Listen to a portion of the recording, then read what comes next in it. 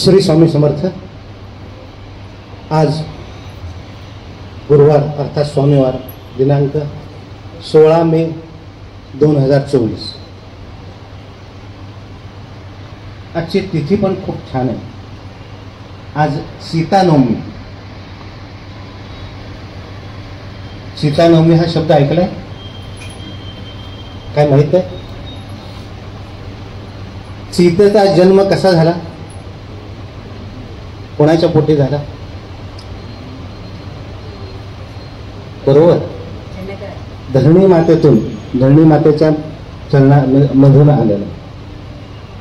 शेतकरी नांगरत होता, त्यातून पेटी मिळाली जनक राजाच्या। तर आजचा हा दिवस वैशाख शुद्ध नवमी, असा सुंदर आजचा दिवस। आणि आजच्या या सुंदर दिवसामध्ये आजच्या दिवशी आरतीचे भाग्यवान, अति भाग्यवान म्हणेन मी, अति भाग्यवान सेवेकरी, ज्यांची सेवा खूप आहे, ज्यांची सेवा मनापासून आहे आणि ज्यांची सेवा स्वामींच्या चरणी रुजू कायम होत असते, असे आमचे दोन सेवेकरी श्री गणेशजी आणि श्री जितीनजी, दोघेही सेवेकरी असे, म्हणजे सेवेकरी कसे पाहिजेत मंदिरात, तर असे पाहिजेत मंदिरात। तर ह्या दोघांना मी इथं आमंत्रित करतो आणि सद्गुरूंना मी विनंती करतो, त्यांचा आपण कृपया यथोचित सत्कार करावा। श्री स्वामी समर्थ।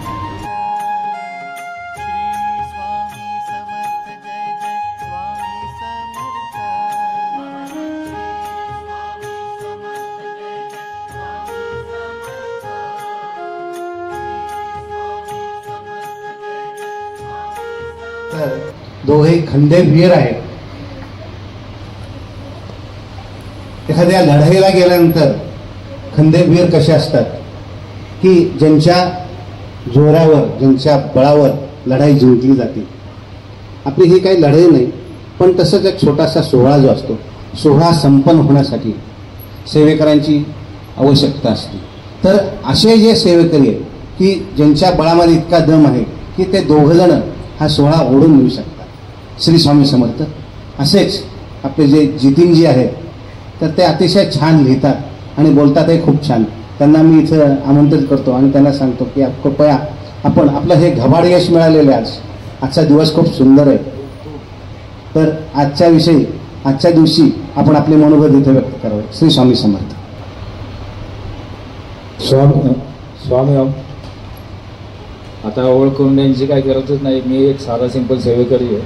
तर थोडक्यात आणि मोजक्यात मी माझं मनोगत व्यक्त करतो। आज मी 100% काय 200% येणारच नव्हतं, पण स्वामींना मी फक्त एक मनापासून पहाटे उठल्यावर म्हटलं होतं की यायची इच्छा आहे, बाकी आता तुम्ही म्हणाल ती मला पूर्व दिशा आहे। पण स्वामींनी अशी काही चक्र फिरवली होती। मी ॲक्च्युली आता चिंचवडला जाणार होतं आणि तिकडनं माझ्या मित्रमैत्रिणीचे असे काही फोन आले की एक काम कर, तू तुझी सेवा पूर्ण करून ये आणि सगळं झाल्यानंतर ये निवांत, मग आपण सेलिब्रेशन करूया। आणि एक आनंदाची बातमी म्हणजे मी आधी स्वामींच्या कृपेने इथं आल्यापासून 1 RK घेतलेला आहे आणि दादांच्या आणि ताईंच्या माऊली कृपेने 1 BHK सुद्धा घेतलेला आहे। आणि ही सर्व म्हणजे पेमेंट कमी सगळ्यांच्या हे करून सुद्धा स्वामींनी अशी काही चक्र फिरवली माझी या 1.5-2 महिन्यात। मला मी 100% म्हटलं काही नाही, फक्त आपले स्वामी सेवा, स्वामी सेवा आणि स्वामी सेवाच बस। पण मला अजून विश्वास बसत नाही की मी ह्या 2 गोष्टी, आमच्या संपूर्ण Badade family, Jadhav family, Shinde family, आमच्या फॅमिलीमध्ये अजून कोणाची एवढी प्रॉपर्टी नाही तेवढी माझी झाली आहे। स्वामी श्री स्वामी समर्थ महाराज की जय। श्री स्वामींनी अशी काही चक्र फिरवली की त्यांचं सगळं मनोरथ पूर्ण झालं। आणि आमचा एखादा कार्यक्रम असेल ते असे काही चक्र फिरवतात की आमच्या कार्यक्रमाचा सोहळा होतो। श्री स्वामी समर्थ। आता गणेशजी इथं आपलं मनोगत व्यक्त करतात। मी गणेश अकोलकर। मला ही जी सेवा मिळाली आता, म्हणजे मी अतिशय खूप आनंदी वाटतो। मी आत्ताच रुजू आलो आहे सेवेला, पण मी म्हणजे जेव्हा सेवा करत होतो मी भरपूर करतो सेवा, असं म्हणणं नाही, मला गर्व नाही आहे, पण स्वामी करून घेतात माझ्याकडे सेवा। पण मी सेवा करत असताना मी बघतो, अरे यांना मान मिळतोय, यांना आरती मिळते, आपल्याला का नाही मिळत. मी कित्येक वर्ष म्हणजे महिने बघत होतो ही संधी मला कधी मिळते, पण आज दादांच्या कृपेने, स्वामींच्या कृपेने ही मला संधी मिळाली. मी त्यांचे आभार मानतो. श्री स्वामी समर्थ. श्री स्वामी समर्थ. गणेशजी, इथं प्रत्येक गोष्टीसाठी योग यावा लागतो आणि योगाशिवाय काय होत नाही. फक्त या ठिकाणी कसे पाहिजे, भक्ती पाहिजे, श्रद्धा पाहिजे, विश्वास पाहिजे आणि त्याचबरोबर संयमही पाहिजे. ह्या सगळ्या गोष्टी आपल्याकडे इथं असल्या तर कुठलीही गोष्ट असाध्य नाही. इथं स्वामींचं अस्तित्व आहेच याची प्रचिती वारंवार बऱ्याच जणांना येते. आणि आज इथं माझ्या समोर असे एक स्वामी भक्त बसलेत जे सिंहगड रोडला राहतात, नवले. त्यांना मी इथं आमंत्रित करतो, ते त्यांचा एक अनुभव सांगतील. नवले ताई. श्री स्वामी समर्थ. मी सौ देवश्री देवेन नवले, राहणार सिंहगड रोड. स्वामी कृपाच आयुष्यात घडली म्हणायचं. गेलं वर्ष आश्चर्याने आणि चमत्काराने भरल्यासारखं झालं. मागच्या वर्षी माझ्या मुलीला कन्सीव्ह व्हायला खूप प्रॉब्लेम होत होता. लग्नाला 7 वर्ष होऊन गेली होती. त्यामुळे डॉक्टरांना दाखवूनही खूप प्रॉब्लेम्स होत होते. होईल न होईल अशा भीतीत होती आणि मध्येच ती कामानिमित्त कॅनडाला पण गेली. त्यामुळे अजूनही मनात शंका होत्या की आता कसं होणार, काय होणार, कधी होणार. आणि मी इथे स्वामींच्याकडे दर्शनाला आले तेव्हा दादा भेटले मला आणि त्यांनी सांगितलं काळजी करू नका, सगळं होईल, तुम्ही पारायण सुरू करा. पारायण सुरू केल्यानंतर आश्चर्याची गोष्ट म्हणजे अक्षरशः 2-3 महिन्यानंतरच मला अनुभव आला. स्वामी कृपा झाली आणि तिने मला बातमी दिली आनंदाची की आई मला असं असं झालेलं आहे आणि काहीही हे न करता व्यवस्थित आता बाळ झालंय. बाळ आता आमचं 6 महिन्याचं आज झालं म्हणून मी त्यांना घेऊन आले इथं. जातानाही बऱ्याच 9 महिन्यात अडचणी आल्या. मिस्टरांना हार्टचा प्रॉब्लेम आला, व्हिसा मिळत नव्हता, बऱ्याच अडचणींवर मात, पण स्वामींनीच मार्ग दाखवला आणि व्यवस्थित आम्ही दोघं गेलो. तिचं बाळणपण केलं, तिला घेऊन आलो आणि आज आमचं बाळ 6 महिन्याचं आहे. म्हणून स्वामींच्या चरणी बाळाला ठेवायला आलेली आहे. त्याची स्वामी कृपा सगळ्यांच्यावर असू देत आणि दादा तुमचा आशीर्वाद असू देत. श्री स्वामी समर्थ महाराज की जय. श्री स्वामी समर्थ. श्री स्वामी समर्थ. नवलेताई माझ्या समोर आहेत. मी त्यांना एक छोटासा प्रश्न विचारू इच्छितो. श्री स्वामी समर्थ. आपण ह्या मंदिरात कधीपासून येत आहे? म्हणजे इथे आपण राहता सिंहगड रोडला आणि ह्या मंदिरात मग कसे काय आलात इकडे? मी गेले 2 वर्षापासून, 2.5 वर्षापासून इकडे येते. असंच एकदा इथं आल्यावर मला अशी जाणीव झाली की अरे इथे स्वामी मठ आहे आणि आपण काय येत नाही या मठात. म्हणून मग मी एकदा इथं आले आणि त्याच दिवशी माझी दादांची भेट झाली. म्हणजे हा योगायोगच म्हणावा. नाहीतर मी आमच्या मेन आपल्या मंडईच्या मठात जात होते. या मठात इथं जवळ यायचं असं माझं कधी काम नाही पडलं, पण स्वामींनी बोलवलं असं झालं आणि मी इथं आले. आणि इथं आपण जेव्हा आलात तेव्हा आपल्याला असं काय वाटलं की बाबा इथं येत राहावं? इथलं वातावरण, इथं ज्या प्रकारे भक्ती होते गुरुवारी किंवा भजन होतं, पालखी निघते, सगळंच वातावरण मला इतकं भावलं म्हणजे मनाला की असं वाटलं हा इथे स्वामींचा वास आहे आणि आपण इथं यावं असं वाटलं.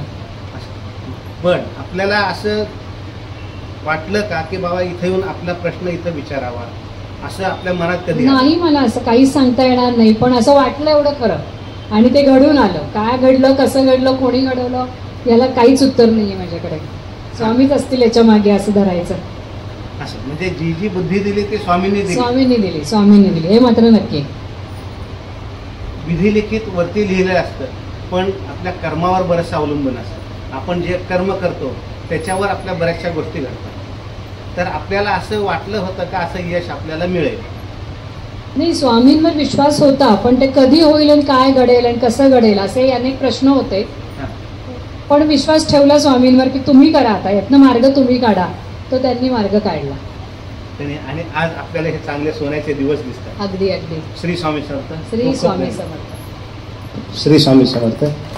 हा नवलेताईंचा अनुभव, त्यांच्या अनुभवातून पुन्हा आपल्याला असं आलं, इथं प्रचिती आली की स्वामी समर्थांचं अस्तित्व इथं आहेच. आणि सद्गुरूंची वाणी जी आहे, वाचा सिद्धी, सद्गुरूंनी सांगितलेले जप करावा, श्रद्धा ठेवावी, भक्ती ठेवावी आणि पूर्णपणे विश्वास ठेवावा शब्दावर. त्याचबरोबर आपण संयमही ठेवला पाहिजे. इथं प्रत्येक स्वामी भक्त येतात, त्यांना मी असं सांगेन, आपल्याला प्रत्येक गोष्टीमध्ये यश मिळणारच आहे, 100% यश मिळणारच आहे. असं होणार नाही की बाबा मी एखादी मनामध्ये इच्छा आणली आणि ती पूर्ण झाली नाही. प्रत्येक गोष्टीला वेळ यावं लागते, योग यावा लागतो, तरच ह्या गोष्टी घडतात. आणि ह्या गोष्टी इथं घडतातच, कारण इथं स्वामींचं अस्तित्व आहे. आपली अशी पुण्याई पाहिजे की बरोबर आपले पाय इथं वळाले पाहिजेत, तरच आपल्याला आपलं यश नक्की मिळेल. श्री स्वामी समर्थ. आता सद्गुरूंची अमृतवाणी. तत्पूर्वी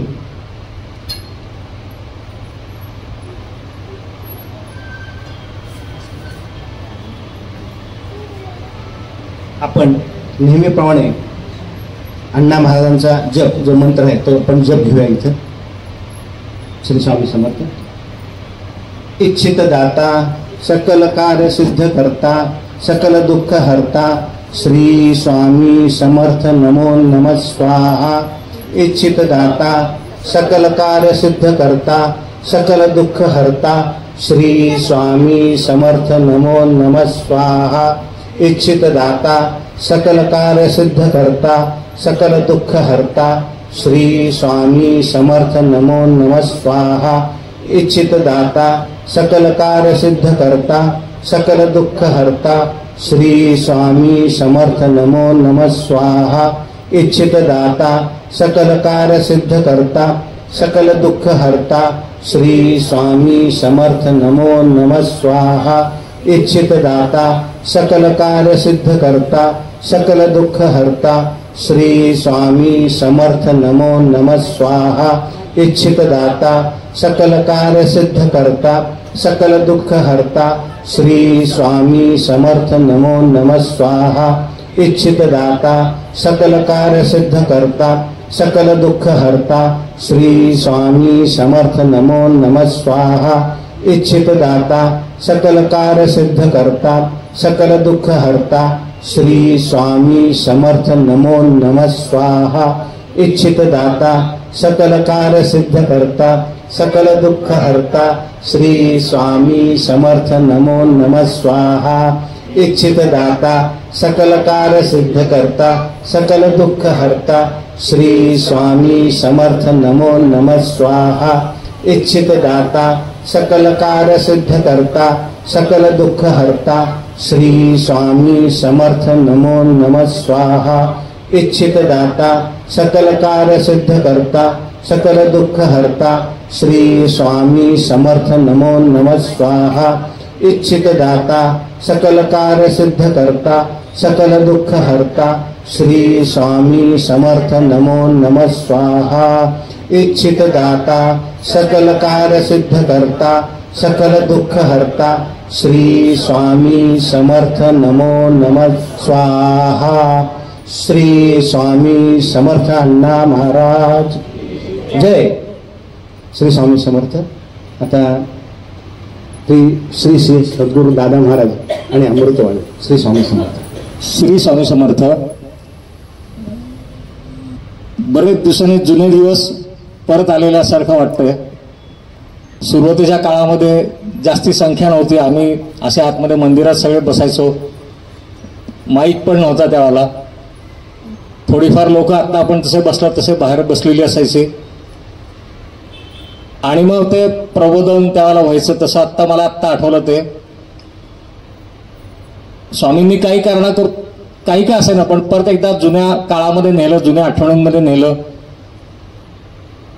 काही अपर्याय कारणांमुळे आता आपण ह्या गुरुवारचा जो महाप्रसाद जो होता तो आपण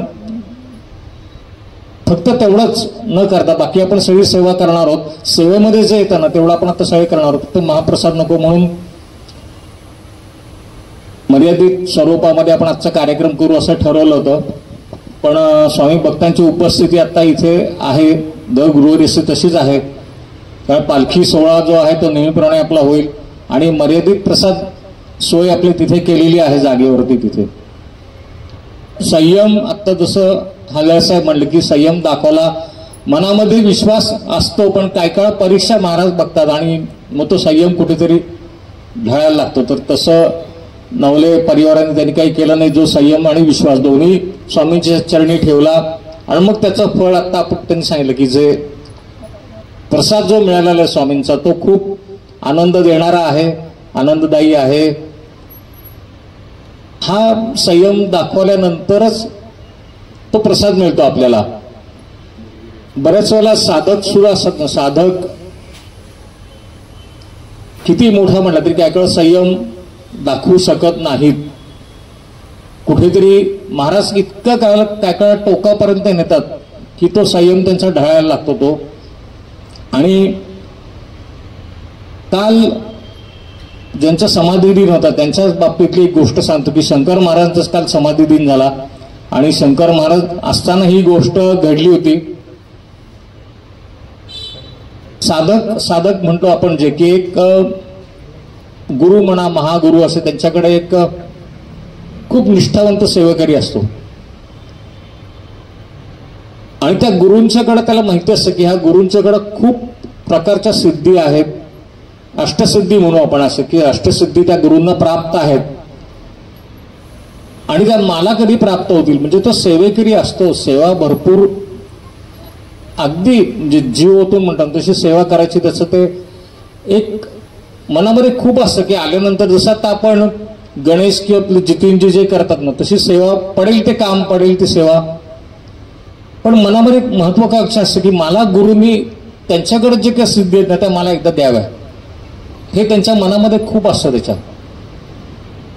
आता शेवटी गुरूंचं कसं असतं, गुरूंना माहिती असतं कोणाला कधी द्यावं. कारण काही वेळेला कसं होतं की त्या सिद्धींचा गैरवापर होण्याची पण शक्यता असते. ज्या सिद्धी आपण जो गुरु आपल्याला जो देणार आहे बघ मला काय दिलेलं आहे तर मी त्याचा योग्य वापर करतो का नाही. आणि ही वेळ असते की काय काळा यश येतं म्हणल्यानंतर तो जो कोणी साधक असेल किंवा तो जो कोणी सिद्धी प्राप्त करता जो कोणी असेल ना तो त्याचा गैरवापर करण्याची शक्यता असते. माझ्या समोर एक खूप जिवंत उदाहरण असं घडलेलं आहे.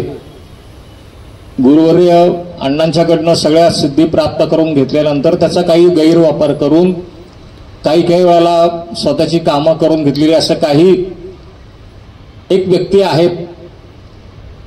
पण तसं काही होऊ नये म्हणून गुरुवर्य अण्णांनी सुद्धा त्याला जागेवरच म्हणजे गुरूंना सुद्धा ती शक्ती असते की जे काही प्राप्त आपण जे काही दिलेलं असेल त्या साधकाला ते तिथे थांबवायची शक्ती गुरूंमध्ये पण असते. ती अण्णांनी ताबडतोब ते सगळ्या सिद्धी त्याच्या त्या काढून घेतल्या, ते थांबवलं. एक सामान्य मनुष्य म्हणून तो शेवटी जगत होता. हा लपिष्टात जीवन त्याचं गेलं नंतरचं. फक्त तो गैरवापर, सिद्धीचा गैरवापर केला की कसं होतं. तर तसं त्या गुरूंनाही माहिती असेल की आपण कोणाला सिद्धी द्यावी कोणाला नाही द्यावी. तो जो साधक होता त्याच्या मनामध्ये इतकी महत्वाकांक्षा की एक दिवस तो गुरूंना विचारणार की मला तुम्ही अमुक अमुक गोष्ट द्या. त्या दिवशीच गुरूंनी त्याला सांगितलं की तू पुण्यामध्ये जा आणि पुण्यामध्ये गेल्यानंतर शंकर महाराज तिथे आहेत, तू त्यांचं दर्शन घे आणि ते काय म्हणतायत बघ. आता हा इतका उतावळा की लगेच ताबडतोब दुसऱ्या दिवशी गुरूंची परवानगी वगैरे त्यांनी सांगितलं म्हणतात निघाला. तो आला पुण्यामध्ये प्रवास करत करत आला.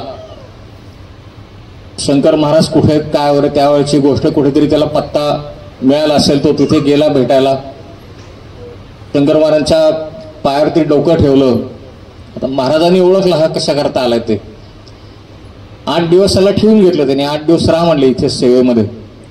त्याच्याकडनं तिथे पण सेवा करून घेतली. 8 दिवसांनी त्याला सांगितलं की तू कुठल्या कामाकरता आलायस आणि तू कुठल्या कामाकरता तुझ्या गुरूंची सेवा करतो आहेस. तुझ्या मनामध्ये काय आहे ते मी ओळखलेलं आहे. पण तुझा गुरु पक्का आहे म्हणले. तुला जे पाहिजे ते मी देणार नाही. त्याला तुझी परीक्षा घेण्याकरता पाठवलं, मी तुला काय देणार नाही. अक्कलकोटला पण बघा ना सगळ्यांना म्हणजे जंगली महाराजांपासून किंवा बिडकर महाराज सगळेजण गेले होते. स्वामींनी सगळ्यांना शिष्यत्व दिलं. पण गोंदवलेकर महाराज जेव्हा तिथे गेले तेव्हा स्वामींनी तर सांगितलं की मी तुझा गुरु नाहीये. म्हणजे हे जे मोठे असतात सद्गुरू किंवा जे परब्रह्म जे असतात की त्यांच्याकडे असं असतं की करू शकतील ते. आता शंकर महाराजांनी तो कोण गेला होता ना, त्याला शिष्यत्व किंवा ती जी काही सिद्धी प्राप्त त्याला दिली असती, पण त्याने सांगितलं की नाही, तुझा गुरु जो आहे तुला द्यायला ते समर्थ आहे, मी तुझा गुरु नाहीये. तुला त्यांनी पाठवलं, तुझी परीक्षा घेण्याकरता पाठवलं, 4 शब्द माझ्याकडनं तुला ऐकून घ्यावेत म्हणून पाठवलं, आणि 4 शब्द असे की जो तुझा गुरु आहे त्याच्याकडे सर्व काही प्राप्त आहे, तो तुला सर्व काही देणार आहे, पण संयम तू दाखव, तुला सर्व काही प्राप्त होईल. तू उतावळेपणा करू नको, तू परत जा, तुझ्या गुरूंच्या सेवेमध्ये जा, ते जे सांगतील तसं वागत जा, आणि योग्य वेळेतच आत्ता जे हल्ला सांगते शब्द की संयम आणि योग्य वेळेला तुला ते मिळेल, तुला जे मनामध्ये आहे ते तुला प्राप्त होईल. तू मनातली इच्छा काढून टाक की मला हे आत्ताच प्राप्त व्हायला पाहिजे. तू मनातली इच्छा काढून टाक, तुझ्या गुरुला ज्या वाटेल त्याला बरोबर तुला ते सगळं प्राप्त होत तो होऊन देईल म्हणे. तुला काही बोलायची आवश्यकता राहणार नाही त्याच्यामध्ये. ही गोष्ट आपण म्हणलं तर अगदी सरळ सोपी, म्हणलं तर अवघड आहे. एखादी इच्छा धरून जो मनुष्य शंकर महाराजांकडे आला म्हणलं तर एका क्षणात शंकर महाराजांनी दिलं असतं, पण तसं न करता परत त्याला गुरूंच्याकडे पाठवलं, परत त्याच्या सेवेमध्ये त्याला सांगितलं तू गुरूंच्या सेवेमध्ये परत रममाण हो, गुरूंची सेवा हे मनामध्ये एकच ध्यास ठेवायचा, आणि मग ते तुला योग्य वेळेला देतील. ते ही जी काय म्हणता येईल त्याला की मोठेपणाचं एक लक्षण की दुसऱ्यांच्या प्रती सुद्धा किती आदरभाव. म्हणजे शंकर महाराज म्हणलं तर स्वामींचा अंशच असलेले, म्हणलं तर काहीही घडवणारे, पण त्यांनी सुद्धा त्या गुरु जो कोणी गुरु असेल ते ज्या कोणी पाठवला असेल त्याच्या प्रती सुद्धा त्यांनी आदरभाव दाखवला, आणि योग्य सन्मानाने त्या शिष्याला त्यांनी परत पाठवलं. ते आजचा म्हणलं तर गुरुवारचा एक बोध म्हणतात की संयम आणि विश्वास दोन्हीचा मिलाप आज आपल्याला इथे बघायला मिळालेला आहे. आजच्या दिवसापुरतं मी इथे थांबतो, आणि पालखी सोहळ्याचे जे आपले सेवेकरी आहेत तर पालखी सोहळा झाल्यानंतर आपल्याला मर्यादित प्रसाद आपल्याला तिथे जागेवरती मिळणार आहे. तो प्रसाद घ्यायचा. पालखीला मला वाटतं सगळ्यांनी गेलं तरी हरकत नाही, कारण महाप्रसाद जेव्हा असतो त्याला आपण ती विभागणी करतो. आज आपण सर्वजण तिथे पालखी सोहळ्याला उपस्थित राहू आणि पालखी सोहळ्याचा आनंद आज घेऊ आपण सगळ्यांनी. स्वामींचा आपण जय जयकार करू, आणि त्याच्यानंतर तो पालखी सोहळा सुरुवात होईल. जय जय श्री स्वामी समर्थ, जय जय श्री स्वामी समर्थ, जय जय श्री स्वामी समर्थ. श्री स्वामी समर्थ अण्णा महाराज की जय.